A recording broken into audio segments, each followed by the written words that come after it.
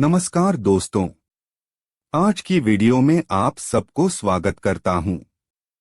आज हम सुनेंगे जॉर्जिया देश की एक सच्ची कहानी। जॉर्जिया देश, जो कि यूरोप और एशिया के बीचों बीच स्थित है, एक स्वाधीन देश है जो कि पहले रसिया महादेश का अंश हुआ करता था। यह दो बहनों की कहानी है जो बचपन में बिछड़ गए थे और इन दोनों को टिकटॉक ने कैसे मिलाया, आइए यह रोचक किस्सा सुनते हैं। एमी और एनो समान जुड़वा बच्चे जन्म के समय अलग हो गए और अलग अलग परिवारों में अपनाए गए। अप्रत्याशित घटनाओं की एक श्रृंखला के माध्यम से एक दूसरे के अस्तित्व पर ठोकर खाई। यह सब तब शुरू हुआ जब 12 साल की उम्र में एमी ने जॉर्जियाज गॉट टैलेंट पर एक लड़की को देखा जो बिल्कुल उसके जैसी दिखती थी। इस रहस्योद्घाटन को सामने आने में वर्षों लग गए। अंततः उन्हें टिकटॉक के माध्यम से जोड़ा गया और उन्हें अपने अतीत के बारे में एक चौंकाने वाली सच्चाई उजागर करने के लिए प्रेरित किया गया। 2002 में किर्त्स्की मैटरनिटी अस्पताल में कुछ हफ्तों के अंतर पर पैदा हुए जुड़वा बच्चों ने अपने साझा इतिहास के बारे में गहराई से जानकारी दी। उनके आधिकारिक जन्म प्रमाण पत्रों में विसंगतियों, जैसे कि अलग अलग जन्मतिथि, के बावजूद उनकी समानताएं इतनी आश्चर्यजनक थीं कि उन्हें नजरअंदाज नहीं किया जा सकता था। संगीत, नृत्य और एक साझा आनुवंशिक विकार के प्रति आपसी प्रेम ने रहस्य को और गहरा कर दिया, जिससे जुड़वा बच्चों को अपने परिवारों का सामना करने के लिए मजबूर होना पड़ा। एमी और एनो ने एक दूसरे को कैसे खोजा, इसकी कहानी तब शुरू होती है जब वे 12 साल के थे। एमी ख्वितिया ब्लैक सी के पास अपनी गॉडमदर के घर पर अपना पसंदीदा टीवी कार्यक्रम जॉर्जियाज गॉट टैलेंट देख रही थीं। वहां एक लड़की जिव डांस कर रही थी जो बिल्कुल उसके जैसी ही दिख रही थी।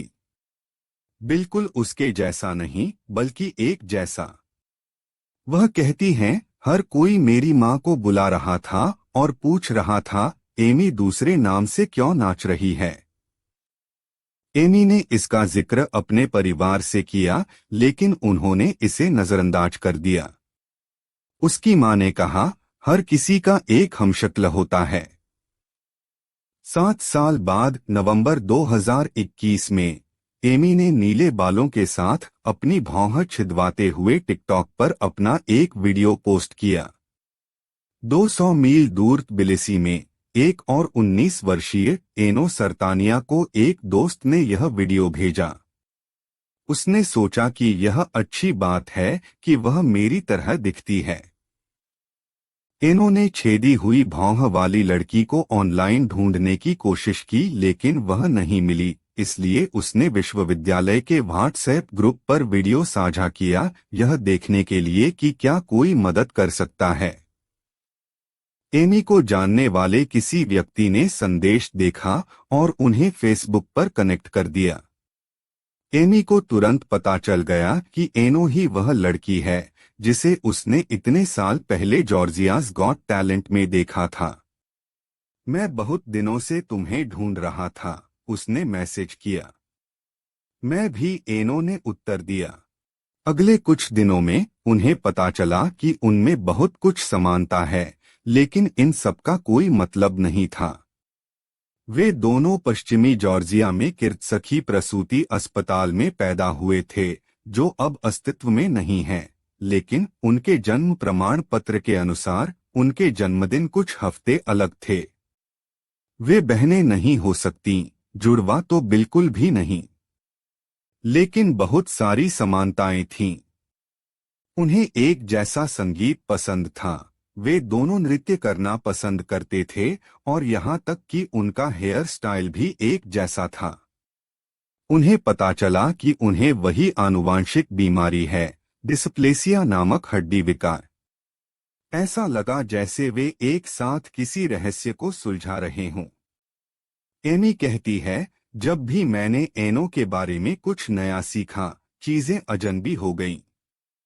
उन्होंने मिलने की व्यवस्था की और एक हफ्ते बाद जब एमी तबिलिसी के रुस्तवेली मेट्रो स्टेशन पर एस्केलेटर के शीर्ष पर पहुंची तो उसने और एनो ने पहली बार एक दूसरे को देखा।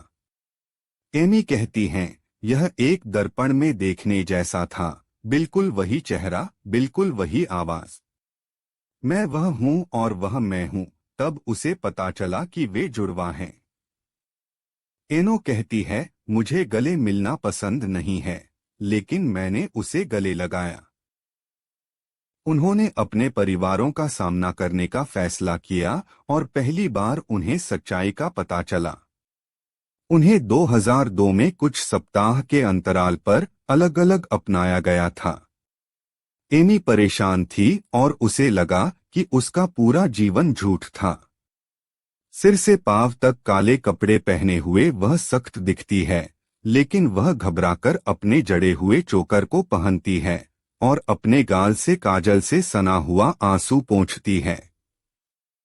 वह कहती हैं, यह एक पागलपन भरी कहानी है, लेकिन ये बिल्कुल सच है। अनो अपने परिवार से नाराज और परेशान थी, लेकिन वह बस यही चाहती थी कि कठिन बातचीत खत्म हो जाए ताकि वह सब आगे बढ़ सकें। गहराई से जांच करने पर जुड़वा बच्चों को पता चला कि उनके आधिकारिक जन्म प्रमाण पत्र पर उनके जन्म की तारीख सहित विवरण गलत थे। बच्चे पैदा करने में असमर्थ एमी की मां का कहना था कि एक दोस्त ने उन्हें बताया कि स्थानीय अस्पताल में एक अवांछित बच्चा है। उसे डॉक्टरों को भुगतान करना होगा, लेकिन वह उसे घर ले जा सकती है और उसे अपने बच्चे की तरह बड़ा कर सकती है। अनु की मां को भी यही कहानी सुनाई गई थी। गोद लेने वाले परिवारों में से किसी को भी नहीं पता था कि लड़कियां जुड़वा थीं और अपनी बेटियों को गोद लेने के लिए बहुत सारे पैसे देने के बावजूद उनका कहना है कि उन्हें एहसास नहीं था कि यह अवैध था। जॉर्जिया उथल-पुथल के दौर से गुजर रहा था और चूंकि अस्पताल के कर्मचारी इसमें शामिल थे, इसलिए उन्हें लगा कि यह वैध है। किसी भी परिवार ने यह नहीं बताया कि कितने पैसे का आदान प्रदान हुआ। जुड़वा बच्चे यह सोचने से खुद को नहीं रोक सके कि क्या उनके जैविक माता-पिता ने उन्हें लाभ के लिए बेच दिया था। एमी उनकी जन्म देने वाली मां का पता लगाना चाहती थी, लेकिन एनो निश्चित नहीं थी। आप उस व्यक्ति से क्यों मिलना चाहते हैं जो हमें धोखा दे सकता है? उसने पूछा। एमी को एक फेसबुक समूह मिला जो उन जॉर्जियाई परिवारों को फिर से एकजुट करने के लिए समर्पित था जिनके बच्चों को जन्म के समय अवैध रूप से गोद लिए जाने का संदेह था, और उन्होंने उनकी कहानी साझा की। जर्मनी में एक युवा महिला ने उत्तर देते हुए कहा कि उसकी मां ने 2002 में किर्तसखी मैटरनिटी अस्पताल में जुड़वा लड़कियों को जन्म दिया था और यह बताए जाने के बावजूद कि उनकी मृत्यु हो गई है, अब उसे कुछ संदेह है। डीएनए परीक्षणों से पता चला कि फेसबुक समूह की लड़की उनकी बहन थी और जर्मनी में उनकी जन्म देने वाली मां अज़ा के साथ रह रही थी। एमी अज़ा से मिलने के लिए बेताब थी, लेकिन एनो अधिक सशंकित थी। यह वह व्यक्ति है जो तुम्हें बेच सकता था, वह तुम्हें सच नहीं बताएगी, उसने चेतावनी दी। फिर भी वह अपना समर्थन देने के लिए एमी के साथ जर्मनी जाने को तैयार हो गई। उत्तर की तलाश में एक अन्य व्यक्ति इरीना ओटाराशविली थीं।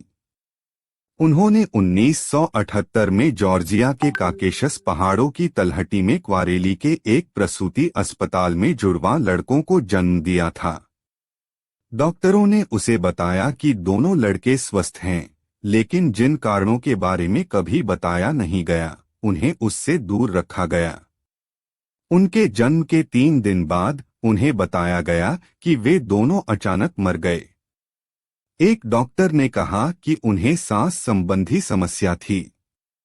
वह कहती हैं, इरीना और उनके पति इसका कोई मतलब नहीं समझ सके, लेकिन विशेष रूप से सोवियत काल में आप प्राधिकार पर सवाल नहीं उठाते थे। उनकी हर बात पर विश्वास करना पड़ता था। उनसे शिशुओं के अवशेषों को ले जाने के लिए एक सूटकेस लाने और उसे कब्रिस्तान या अपने पिछवाड़े के बगीचे में दफनाने के लिए कहा गया, जैसा कि उस समय शिशुओं के लिए आम बात थी। डॉक्टर ने उनसे कहा कि कभी भी सूटकेस न खोलें क्योंकि शवों को देखना बहुत परेशान करने वाला होगा। इरीना ने वैसा ही किया जैसा उससे कहा गया था, लेकिन 44 साल बाद उसकी बेटी नीनो को तमुना का फेसबुक ग्रुप मिला और उसे उस पर शक हुआ। क्या होगा अगर हमारे भाई सचमुच नहीं मरे, वह आश्चर्यचकित हुई। नीनो और उसकी बहन नाना ने सूटकेस खोदने का फैसला किया। वह कहती हैं, मेरा दिल तेजी से धड़क रहा था। जब हमने उसे खोला तो उसमें कोई हड्डियां नहीं थीं, केवल छड़ियां थीं। हमें समझ नहीं आ रहा था कि हंसे या रोए। वह कहती हैं कि स्थानीय पुलिस ने पुष्टि की है कि सामग्री अंगूर की बेल की शाखाएं थीं और मानव अवशेषों का कोई निशान नहीं था। अब उसे विश्वास है कि उसके लंबे समय से खोए हुए भाई अभी भी जीवित हो सकते हैं। एमी और एनो अपने मां को देखने के लिए जर्मनी पहुंच गए थे। लीप्जिग के होटल में एमी और एनो अपनी जन्म देने वाली मां से मिलने की तैयारी करते हैं। एनो का कहना है कि उसने अपना मन बदल लिया था और पीछे है, लेकिन यह एक क्षणिक डगमगाहट है और गहरी सांस लेते हुए वह आगे बढ़ने का फैसला करती है। उनकी जैविक मां अजा दूसरे कमरे में घबराई हुई प्रतीक्षा कर रही है। एमी झिझकते हुए दरवाजा खोलती है और एनो उसके पीछे आती है, लगभग अपनी बहन को कमरे में धकेलती हुई। अजा आगे बढ़ती है और उन्हें कसकर गले लगा लेती है, प्रत्येक तरफ एक जुड़वा। मिनट बीत जाते हैं और आलिंगन में बंद हो जाते हैं। कोई कुछ नहीं बोलता। एमी के चेहरे से आंसुओं की धारा बह रही थी, लेकिन एनो शांत और अटल बनी हुई थी।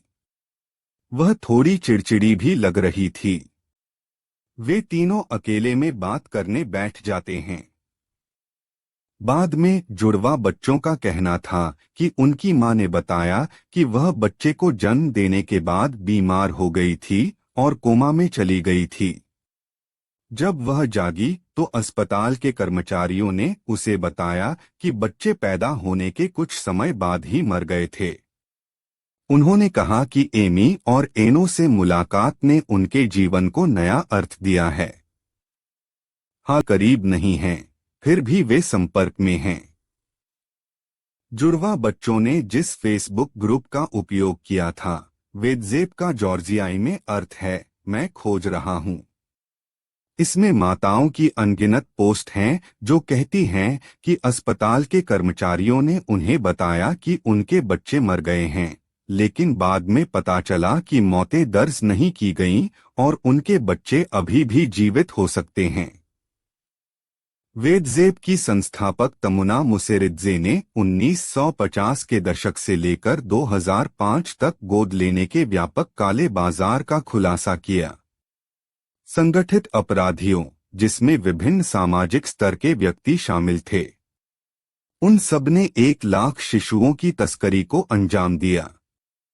पीड़ितों में वे माताएं शामिल थीं जिन्हें अपने बच्चों की मौत के बारे में धोखा दिया गया था और उनके बच्चे विदेशी परिवारों को बेच दिए गए थे। 2022 में जॉर्जियाई सरकार ने ऐतिहासिक बाल तस्करी की जांच शुरू की। हालांकि मामलों की उम्र और खोए हुए डेटा ने महत्वपूर्ण चुनौतियां पेश कीं। तमुना मुसेरिद्जे और मानवाधिकार वकील लिया मुखाशवरिया जॉर्जियाई अदालतों में मामले ले जा रहे हैं और जन्म दस्तावेजों तक पहुंच का अधिकार मांग रहे हैं। बाधाओं के बावजूद उन्हें उम्मीद है कि ये कानूनी लड़ाई पीड़ितों को रास्ता देगी और जॉर्जिया के अंधेरे अतीत पर प्रकाश डालेगी। जैसे जैसे जॉर्जियाई सरकार जांच की चुनौतियों से जूझ रही है, तमुना मुसेरिद्जे और लिया मुखाशवरिया जैसे व्यक्ति कानूनी चैनलों के माध्यम से न्याय के लिए दबाव डाल रहे हैं।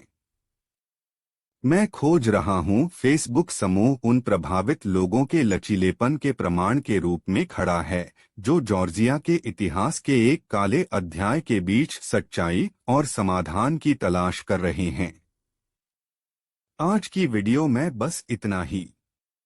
दोस्तों यह वीडियो आप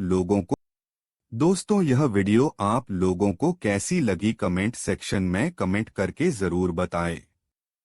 मेरी वीडियो अगर आप लोगों को अच्छी लगी तो कृपया वीडियो को ज्यादा से ज्यादा लाइक और शेयर करें और मेरे YouTube चैनल को सब्सक्राइब करके बेल बटन को भी दबा दीजिए ताकि मेरा हर नया वीडियो का नोटिफिकेशन आप सबको जल्द से जल्द मिले।